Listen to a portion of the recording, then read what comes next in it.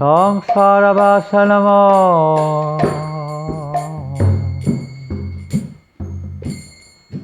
কাবে তুচাবে আর কাবে নিতাই ছন্দে করুণাবে সংসারা Vasam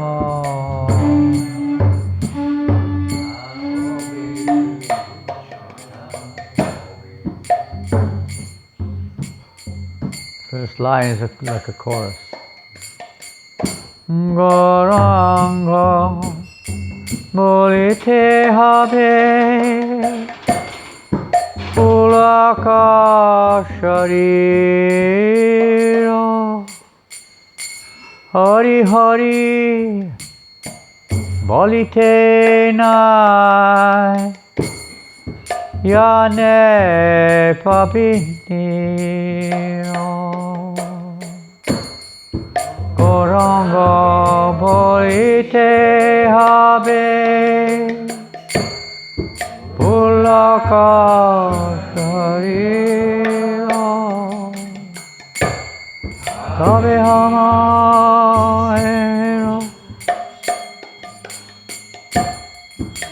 Yani babini Vishaya Charya kabe Shuddha habe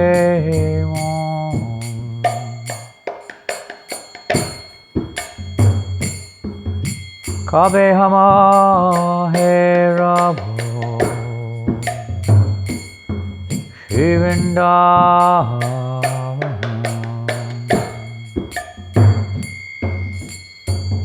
Vishaya Charya kabe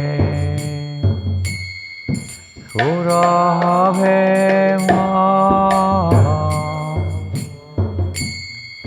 Kabe hama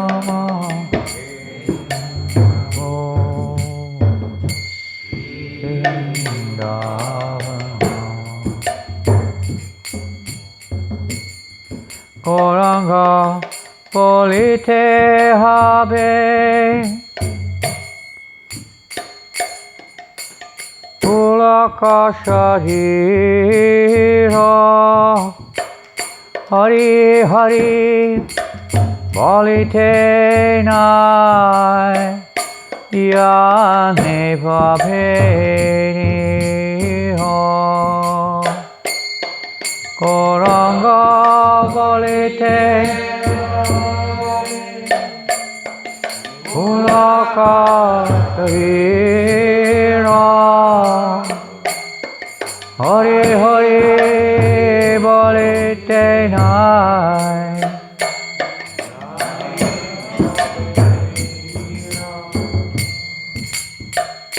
Rupa Raghunatha pade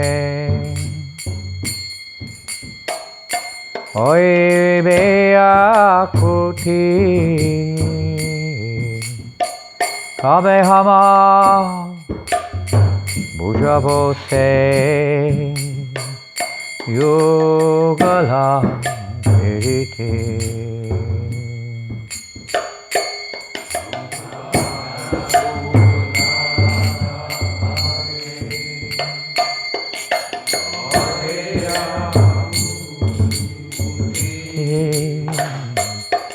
Kabe hama bujabo se Yugala pirite Goranga bolite habe Pulaka sharira Hari Hari bolite nayane babeni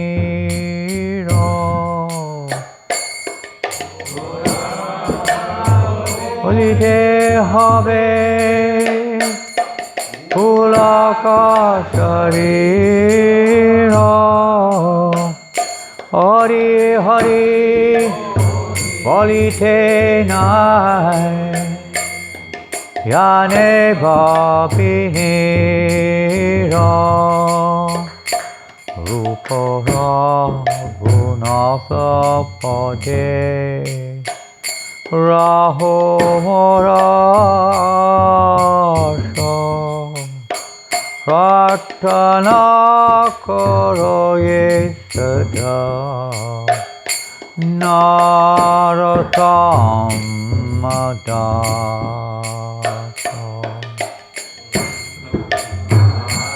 Maranatha Hare Raho Morasha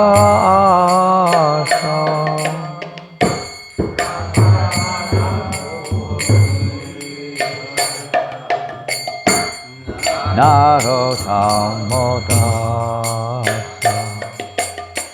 Goranga Bolite Habe Pulaka Sharira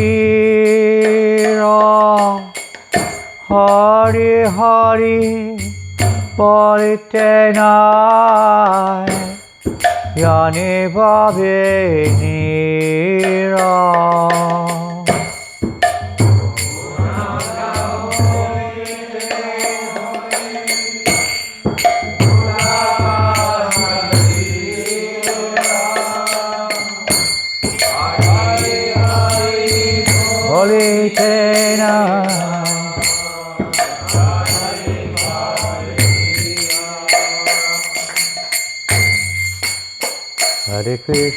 Hare Krishna, Krishna Krishna, Hare Hare, Hare Rama, Hare Rama, Rama Rama, Hare Hare, Hare Krishna, Krishna Krishna, Hare Hare, Hare Rama, Hare Rama, Rama Rama, Hare Hare, Hare Krishna, Krishna Krishna, Hare Hare, Hare Rama, Rama Rama, Hare Hare, Hare Krishna, Krishna Krishna, Hare Hare, Hare Rama, Hare Rama.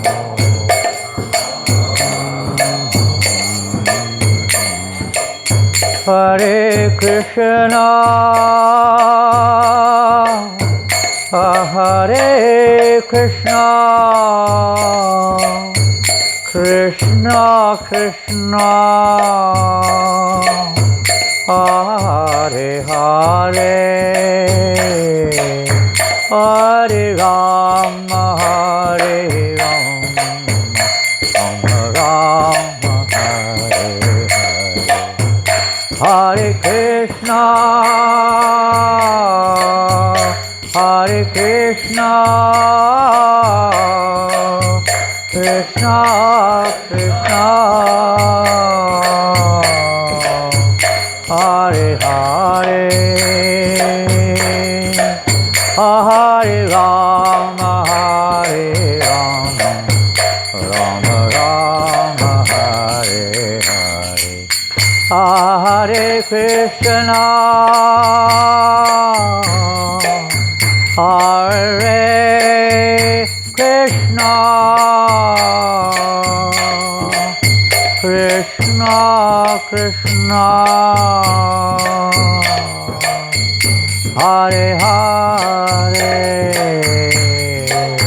Hare Rama, Hare Rama, Rama Rama, Hare Hare, Hare Hare Krishna,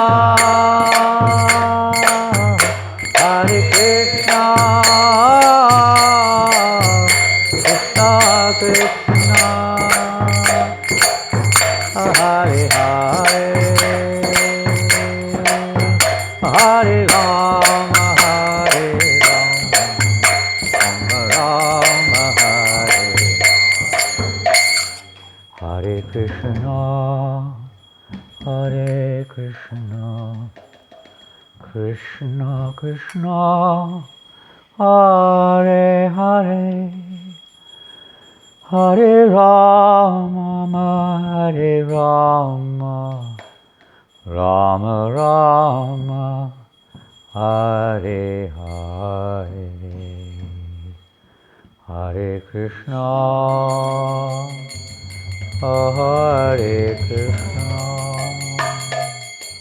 Krishna Krishna, Hare Hare, Hare Rama, Hare Rama, Rama Rama, Hare Hare.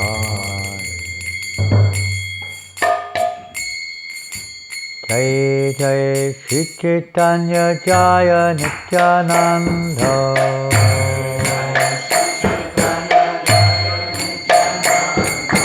Jai Jai Shri Chaitanya Jaya Nityananda,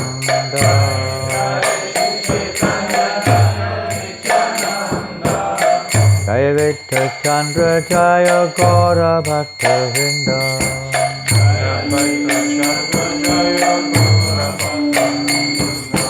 Jaya Vita Chandra Gaura Bhakta Vrinda,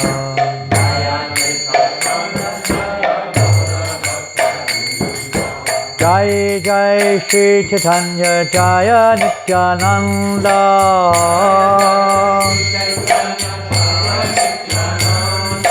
Jaya Advaita Chandra Jaya Gaura Bhakta Vrinda,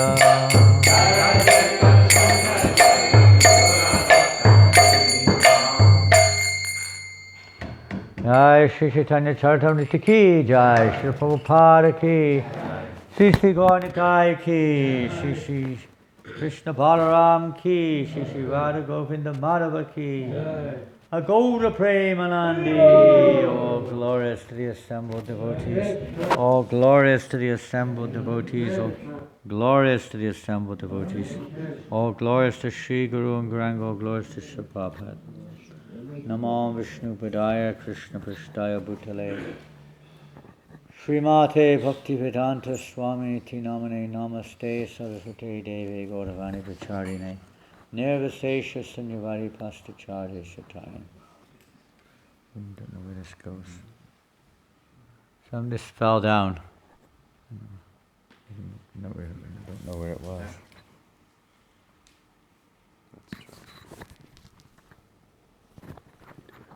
I don't know. Not very good at these things. Thank you. Oh.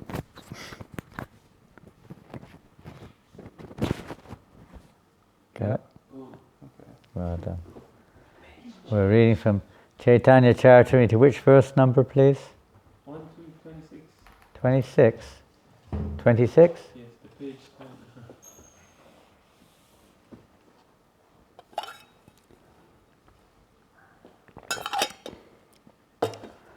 Gyang yogamage tanre bhaji sabha. Is that the verse?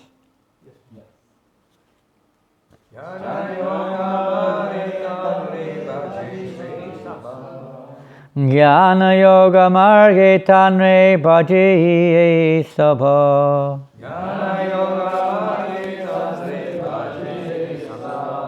Brahmatma rupe tanre kare anubhava.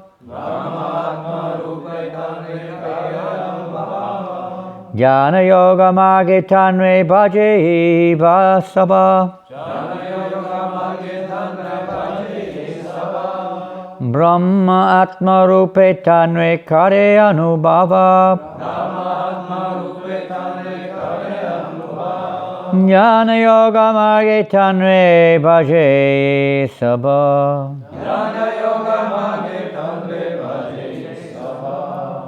Brahma Atma Rupe Tanre Kare Anubhava. Jnana Yoga Marge Tanre Bhaje Sabha. Brahma Atma Rupe Tanre Kare Anubhava.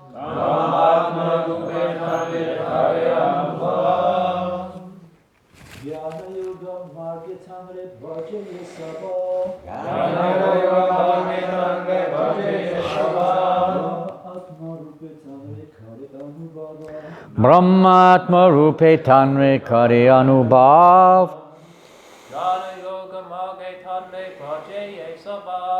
Jnana Yoga Magi Tanre Bhaje Seyuha. Brahma Atma Rupe Tanre Kare Anubhav. Jnana Yoga Marge Tanre Bhaje Sabha. Brahma Atma Rupe Tanre Kare Anubhav. Jnana Yoga Marge Tanre Bhaje Sabha. Brahma Atma Rupe Tanre Kare Anubhav.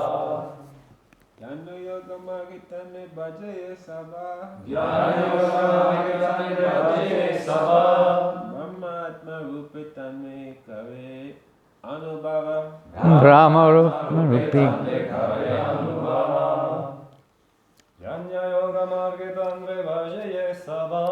Jnana Yoga Marge Tanre Bhaje Sabha. Brahma Atma Rupe Tanre Kare Anubhav. Ladies.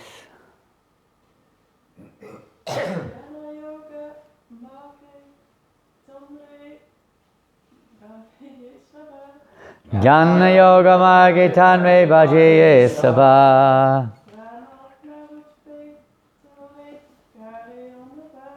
Brahma Atma Rupe Tanre Kare Anubhav. Jnana of philosophical speculation. Yoga and of mystic yoga.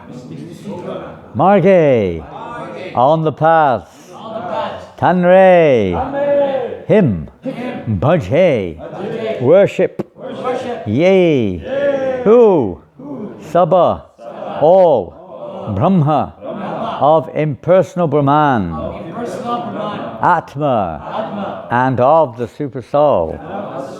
Paramatma. Rupe in the forms. Tanre him. Kare do. Anubhava perceive. Translation will be there for Nandarani. Thank you. Anyone else need a translation? Yes, we do. Transfusion or translation? Jamaican translation. Confusion, transfusion, translation. So translation and purport. Those, this is from Bengali into English, those who walk the paths of knowledge and yoga worship only Him, for it is Him they perceive as the impersonal Brahman and the localized Paramatma. Reading from Chaitanya Charitamrita Adilila, text, chapter 2, text number 26 onwards. We'll read a few verses. There's a short purport by Srila Prabhupada. Those who are fond of mental speculation or jnana marg, or want to meditate in mystic yoga to find the absolute truth, must approach the impersonal effulgence of the Lord and His partial representation respectively. Such persons cannot realize the eternal form of the Lord. Interesting. This little subject matter here, this is who's speaking? Krishnadas Kaviraj? Speaking here or writing?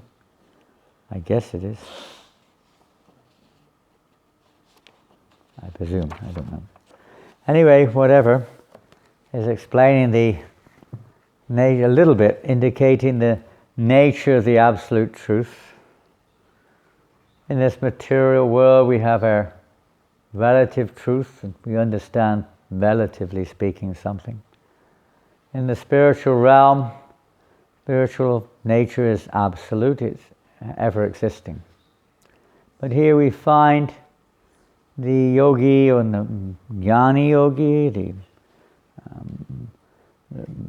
say the Ashtanga yogi, Hatha yogi, whatever, other kinds of yogis who are attaining or aspiring for varieties of realization, realizing the super soul.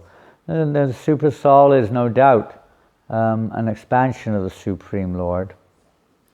But when Prabhupada mentions here the eternal form of the Lord, he's referring to the form of the Lord from whom, let's say, one can have an eternal relationship with. Eternal relationship with the super soul? Not in that form. Super soul is an expansive form who appears to accompany the conditioned soul. As long as the conditioned soul is wandering or existing in material consciousness, the super soul accompanies the soul covered in this material world, traveling on the vehicle of the mind or the subtle body, the mind and intellect, etc. But as long as that individual soul has false ego, then the super soul, unseen, unmanifested, is guiding, accompanying, rewarding, etc. the living entity in their sojourn or journey in this worlds or worlds. So the Lord accompanies the living entity in that particular form. The living entity, generally speaking, is not aware of that form of the Lord, unaware of the soul, the higher consciousness present along with their own consciousness, so to speak. And when the living entity, if very rarely, does become actually aware, we may be a little sentiment there that God is in my heart or something like that. Something is there, but the actual realization of the Lord in the heart.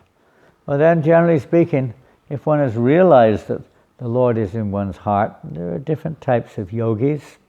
Some of them then identify themselves with that form of the Lord, and they attain maybe Brahma Yogya or something like that, or merge into the form of the Lord sometimes. But that's not the eternal nature of the Lord. Simply a provider, an accompanier, a guide, etc., recipient with the living entity's desire. That's not the Lord's eternal form. So such aspirants, there may no doubt there, you could say, developed on the path of self-realization, but it's only one aspect of the absolute truth. It's not the original, eternal form, the Lord Sarvakarana Karnam, that original cause of all causes, the original Ishvara Parama Krishna Satchidananda Vigraha. It's partial, as the Srimad Bhagavatam describes it, Vedanti yat tatvidam tattva vijnanam advayam brahmeti paramatmeti bhagavaniti shabdate. The learned transcendentalists know the absolute truth in three features. One is mentioned here, that generally the jnanis are aspiring after impersonal understanding of the absolute truth. Just like scientists are just trying to study the phenomena of this material world. They have no access, and generally speaking, no inclination to understand the actual. They try to, but they see the phenomena as being a cause in of itself. They don't see the cause of the material world to be beyond their perception. They try to contain it within their own capacity or perceptive means. Similarly, the jnanis with using one's own speculative or intellectual capacity, which may be what it may be. One can only at most understand the energy of God. In Brahman, everything ultimately is the energy of God, known as Brahman, or spirit. Material wood is just like covered Brahman. It's not actually, it appears to be different, but that's due to our illusion. But it's not actually, it's the spiritual energy being perceived separate from its origin. So in the spiritual realm, that's known as Brahma Jyoti. Again, in that state, it's not the eternal form. It is, the material wood is also a form of God. It's this energetic form, is perverted energetic form, reflective energetic form, whatever way we look at it. But the Brahman is the Lord's personal effulgence. And when Brahman is, by the arrangement of the Lord, appears to be covered by the material modes of nature, by the material energy, it manifests as what we call material energy. So the spiritual energy, the Brahman, is also a partial understanding.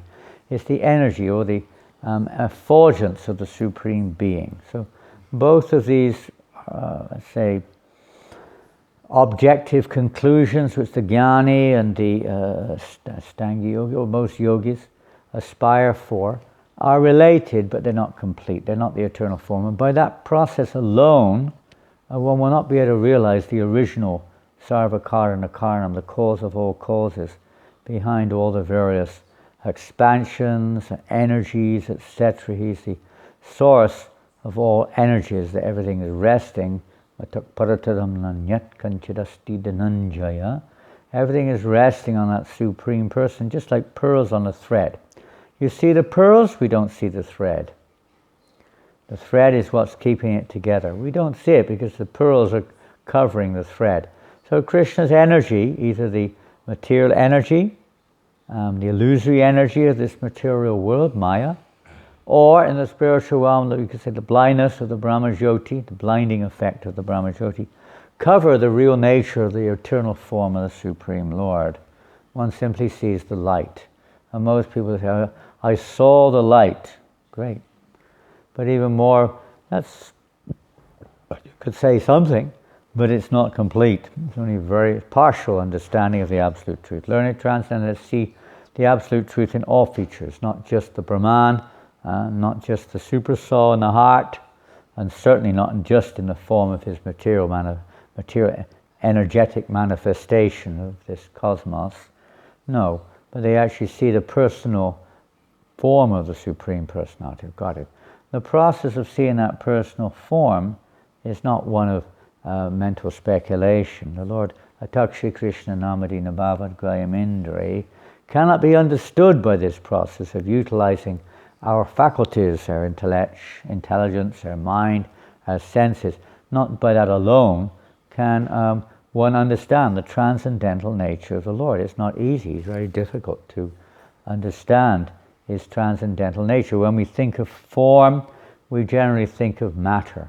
We generally think of something which has inebriaties, has limitations. It's temporary. It's full of all kinds of shortcomings or whatever people may experience in this world material form. And we have, due to lack of knowledge, due to ignorance, we have a hard time conceiving of transcendental form, spiritual form. The real form is spirit. This material form is just like a reflection.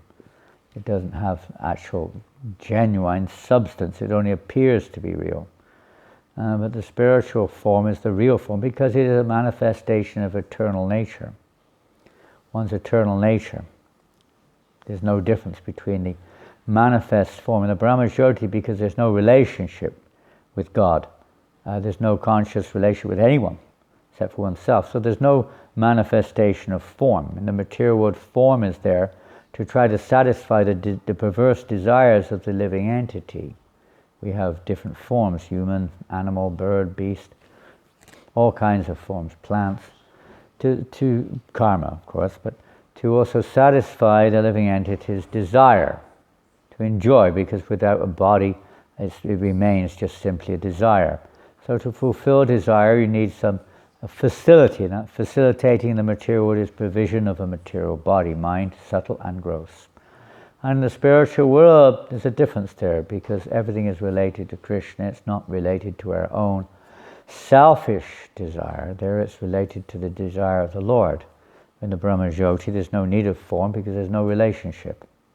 In the material world, because you have desires to fulfill, all kinds of forms are there, relationships are there, and so on and so forth. We're trying to experience the real nature of the soul, which is is to enjoy relationship, rasa, mellow taste, experiencing blissful, Janananda, blissful experience, not just eternal experience, as in Brahman, but eternal experience, and also to experience Ananda, blissful. Bliss comes, you get a certain type of Brahmanand, a pleasure in Brahman, but it is not replete. It's not with rasa or the loving exchanges which we're aspiring for in this world. We become frustrated, so we want to give it up, or we want to try to improve our relationships, whatever it is, but we're not satisfied. Some people give it up and take to the path of Brahman, the path of impersonalism, Mayavad or Brahmavad path, to try to enter into the Brahma Jyoti. But that's also not, it's like kind of like out of frustration almost, you could say. The one takes to that path of realization. But the real thing is to understand our spiritual nature and the full nature of the soul, which is to experience loving exchanges. The nature, Anandamaya Bhasat, is the nature of the soul, to experience loving exchanges. But if we have no spiritual knowledge of our ultimate identity and the identity of the supreme cause of all causes, it's very difficult. It remains frustrating, or we just deny it altogether. So to awaken that's the different path. It's not possible by the path of jnana. Bahunam jamanamete jnanavam prapajyate. After many, many births in this world, it may come, Krishna himself explains, after many, many births, one who's on this path of jnana may eventually come to realize the nature of the absolute truth. May come to that platform of understanding, but such a soul is very, very rare. It's not easy, it's very difficult. Without a tinge of bhakti or devotional service, Krishna bhakti mama bijanati avanyas chasmi tattvata. Krishna reveals himself through devotional service, not through the study of Shastra, not through austerity, not through simply yogic performances, etc.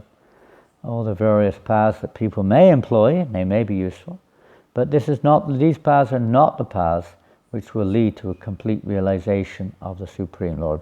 The realization of the supreme form of the Lord is given by the Lord himself.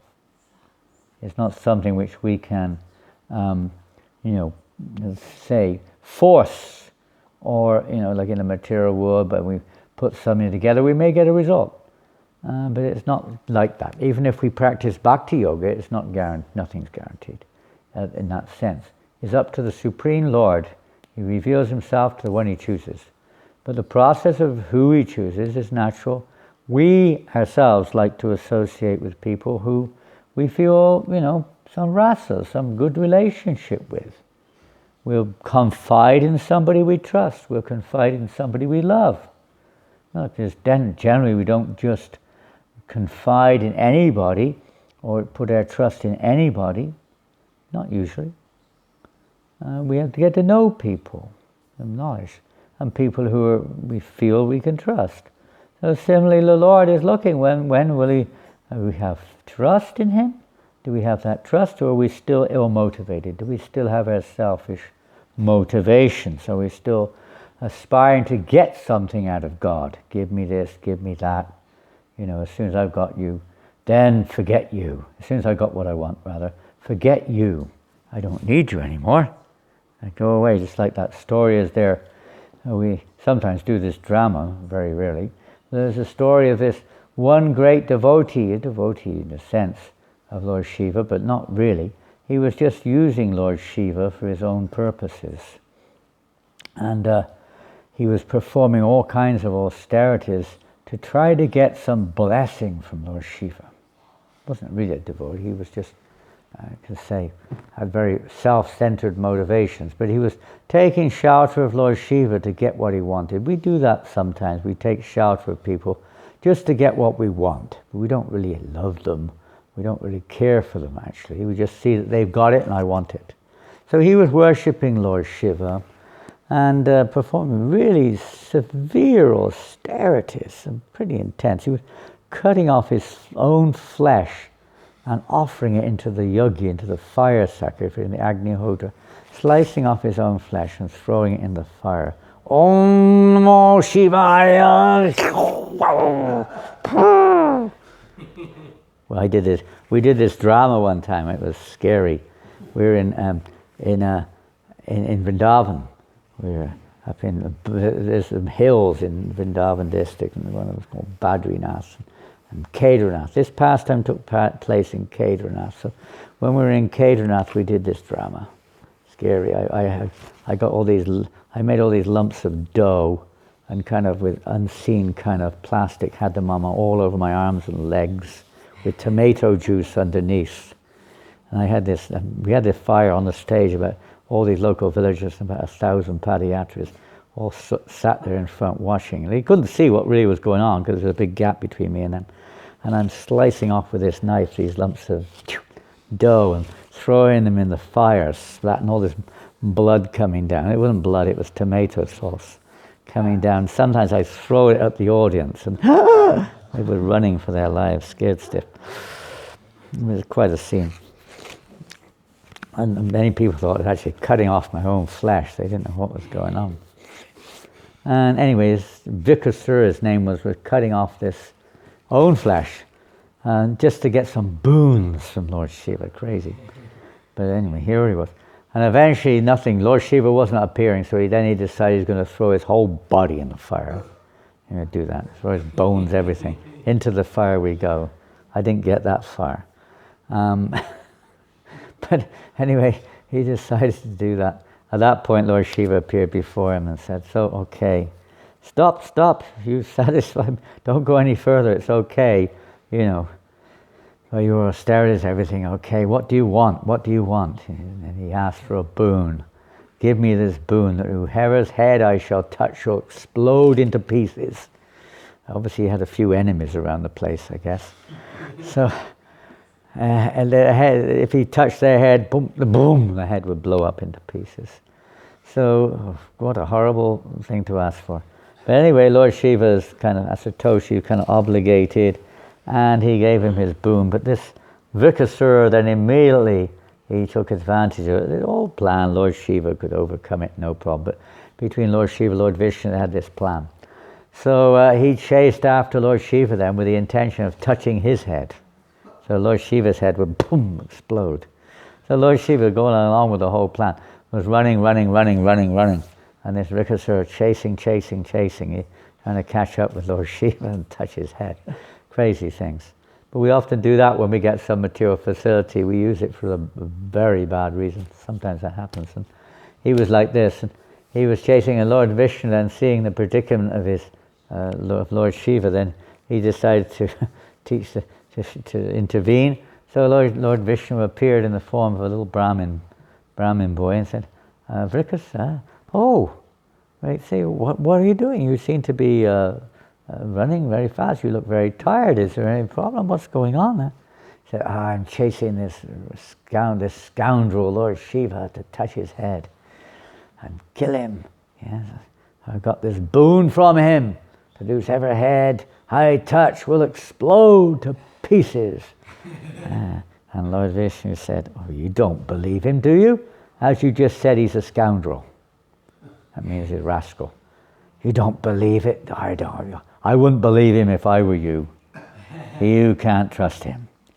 I think what you should do, you should experiment first before you waste your time chasing him through the universe. Why don't you just make a quick experiment? Touch your own head and see if it works. The fellow was bewildered. Vishnu bewildered him. So he thought, I better check it out. I'm wasting my time running through the universe. I could be doing something else. So I'll just check it and see if it works. So he touched his own head and his own head exploded into pieces. So what happens in the material world, we get all these boons, and we do these different things to try to achieve our goals, our desires in the material world, and eventually it's all destroyed. It's all comes to nothing. Anyways, that's one thing that people try to do. They think we can achieve some happiness, some perfection in this way, but it doesn't work like that. We can't force our way. Many examples are there in the Shastras of persons who try to imitate God or force their way to attain control over the universe, whoever it may be, Hiranyakashipu or whatever.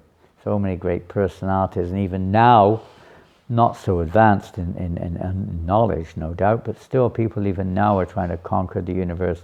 They're trying to claim them. Some people are trying to claim themselves as God.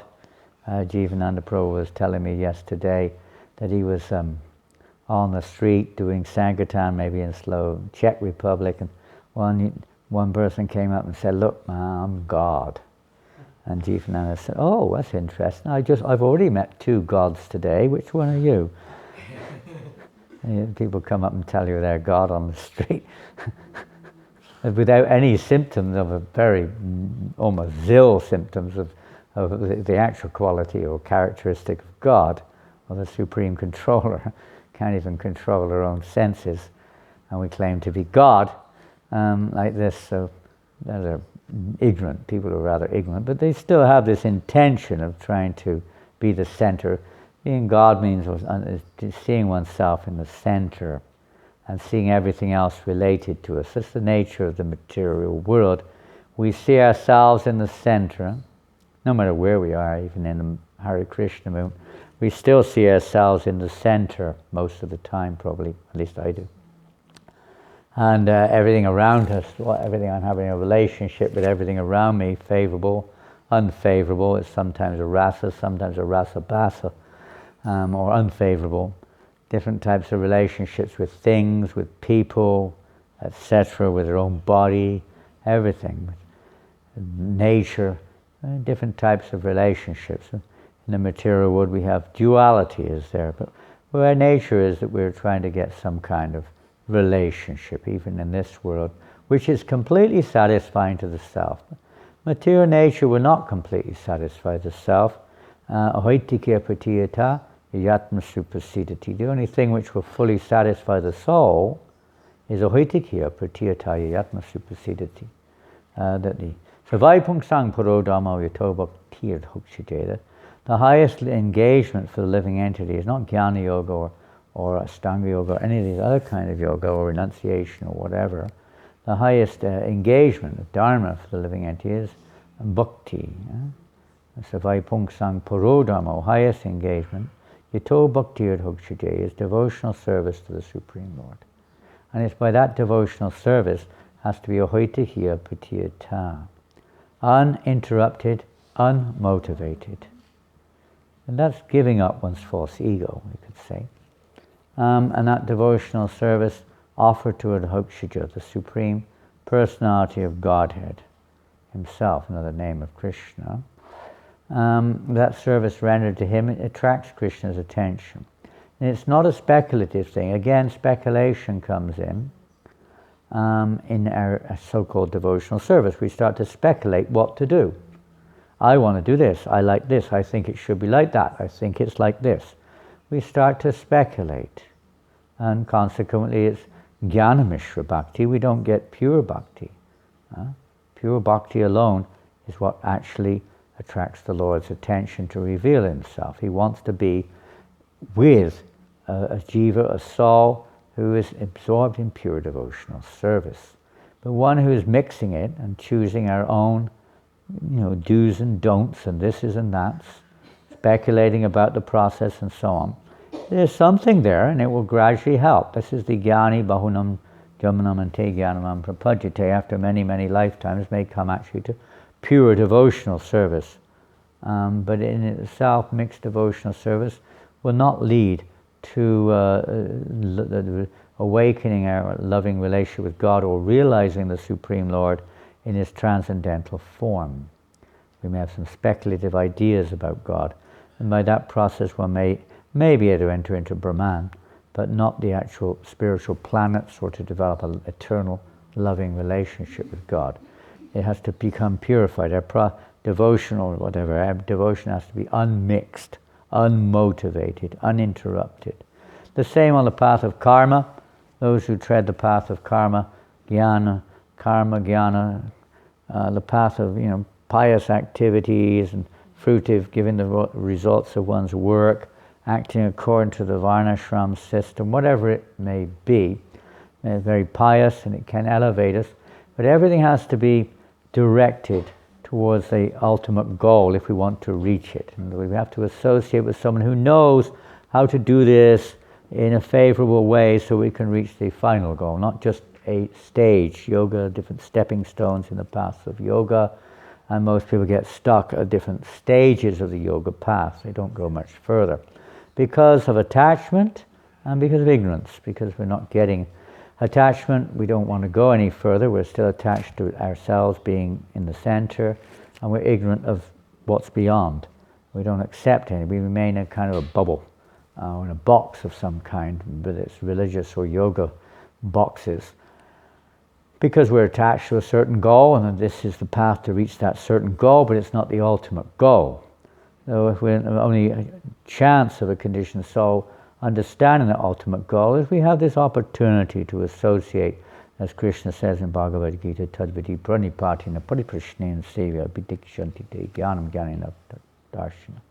We have to associate with someone who's seen that ultimate truth, not just the partial truth or the material reflection, but someone who's seen the absolute truth. By hearing from someone who's seen the absolute truth, then we can progress on that path and gradually get free of this desire for, the results of mystic yoga or the results of jnana, study, our own speculations, my philosophy, I think it's like this, I think it's like that. From all these different speculations are there, all these self-centered philosophies, etc. To become free of that and just to see everything in relationship with the Supreme Person and see ourselves in the relationship with the Supreme Person. So the path of Bhakti Yoga is the path which helps us to see things in relationship with Krishna or the Supreme Being. It's not a path which just facilitate our conditioning or help us to become even more, you could say, self-centered. No. Or to attain mystic powers. No. But to actually become free of all these other desires. Anyabilasita shunyam jnana kamajinavatam anukulyena krishna anushilanam. This freedom, or be it this, when the soul is free from this anukulyena, freed from all jnana, karma, completely freed from these, no other desire other than anukulyena krishna anushilanam, that which pleases Krishna, anukulyena Krishna anushilanam. Krishna, the Supreme Lord, following the footsteps of those great devotees, shilam, cultivating devotional service, following the path of the great devotees in a way which is favorable, not just favorable to us primarily. We may be thinking maybe like that, but ultimately it's what pleases Krishna. Right now we may be thinking what pleases me all the time, because we're still self-centered, we're still, false ego is still covering our consciousness. And we're seeing ourselves in the center and not Krishna. So the process of devotional service is to release us so we can start to see things in relationship with Krishna. Lord Chaitanya's philosophy, the whole purpose of Chaitanya Charitamrita, is this path of the eternal nature of the soul, devotional service. Nature of the soul is service, and our eternal nature of service is service to Krishna. This is Jiva. Jive Srupai Nityara Krishna Das, our eternal Nitya service to Krishna. That's our eternal nature of the Jiva. And this is the movement of Lord Chaitanya to help to bring us to this platform, awaken this. It's within us all, this nature of loving service, Nitya Siddha Krishna Prem Saja Kabanai, Shravanadi Shurachiti Kori Udai, is the nature of the soul. Every one of us has this nature, but we're just looking in the wrong direction. When the transformation of our hearts, so that we're seeing things as Krishnendriya instead of Atmanendriya, seeing things with me in the center, transform that to Krishnendra, to see Krishna in the center through association with those who are living their lives with Krishna in the center. And that's the purpose of this movement, to learn how to see Krishna in the center. The institution which we're in here, this temple, this movement, everything that's going on, is only a facility to try to help us to see Krishna in the center and release us from seeing ourselves in the center all the time. My way, the way I like it, this, that, the other.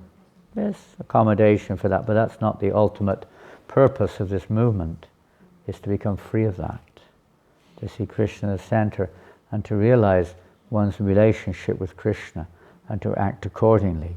And that can awaken with others in this material world, it can awaken in their hearts that Nityasiddha Krishna Prem, because love of God is there in the heart, dormant, can be awoken by Shravananadi Shuddhachiti Kari Udai, by the pure hearing and chanting.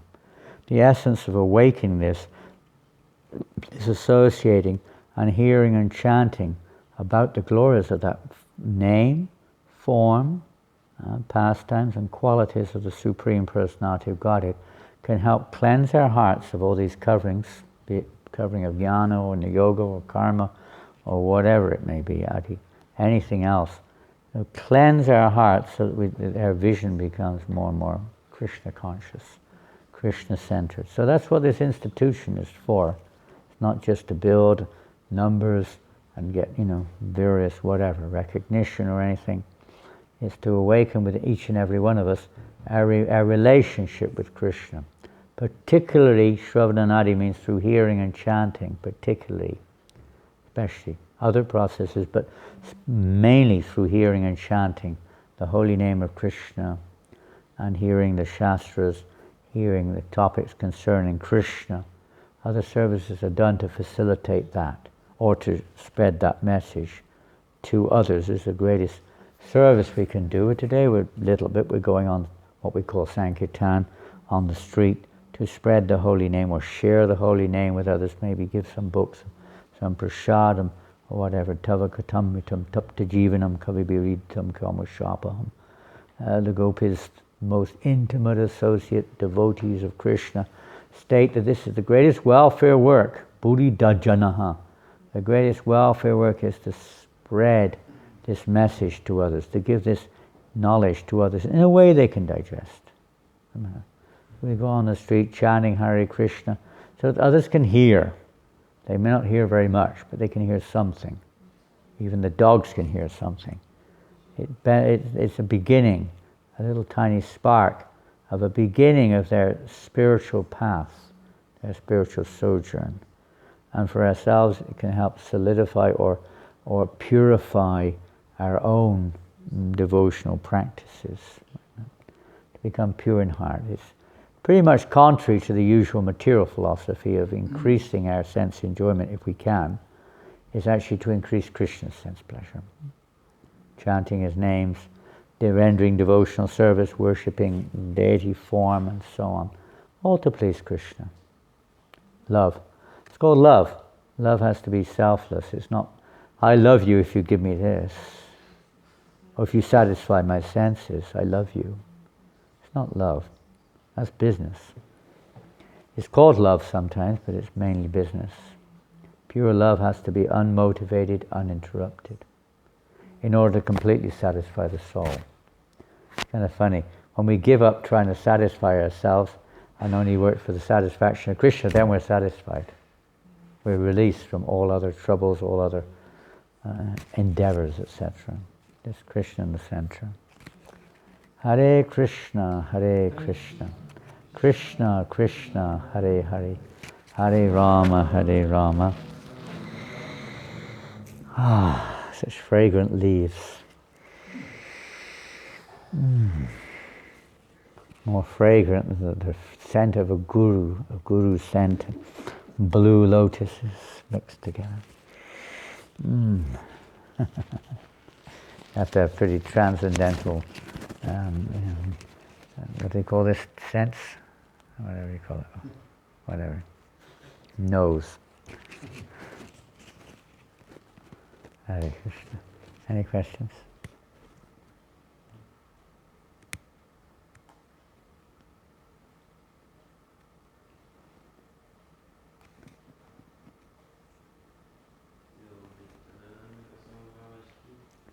that a question? If it's a question, I would keep that question to yourself or something. We have no glories about anything. We only glories if we put ourselves to the side and let the glories shine through. Whether we're putting ourselves in between the mercy of Krishna and the misery of this material world isn't going to help. We have to let the misery flow and not try to take for ourselves, so to speak, my recognition or whatever it may be. Yeah. If there's anything glorious, it's the fact that, like when Prabhupada said these books are glorious because I haven't written them, Prabhupada said. Krishna's written them. I'm just instrument for his will. So when we come to that platform, then maybe worthy some recognition of the glorious mercy of Krishna coming through. Otherwise it's just a show. Chanting Hare Krishna. It's very simple. Lord has appeared in this form, very simple form of Nam Prabhu, Kali Kalera, Namarup Krishna avatar. In this age we're in, many processes are there, but if you see later on in the Chaitanya Charitamrita, we'll see Namarupa.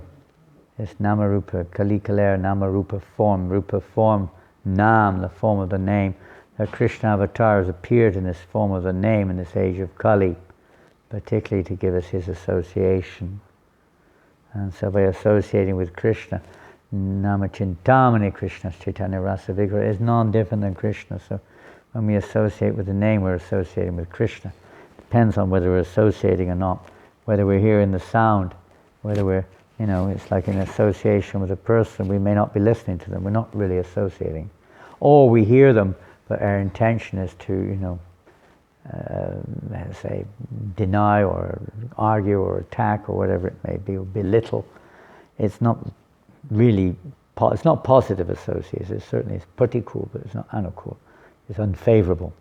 So our association also has to become anukul, favorable, that we're actually hearing in a favorable attitude. If we really want to feel or experience, if Krishna wishes, that is, his presence when we chant Hare Krishna.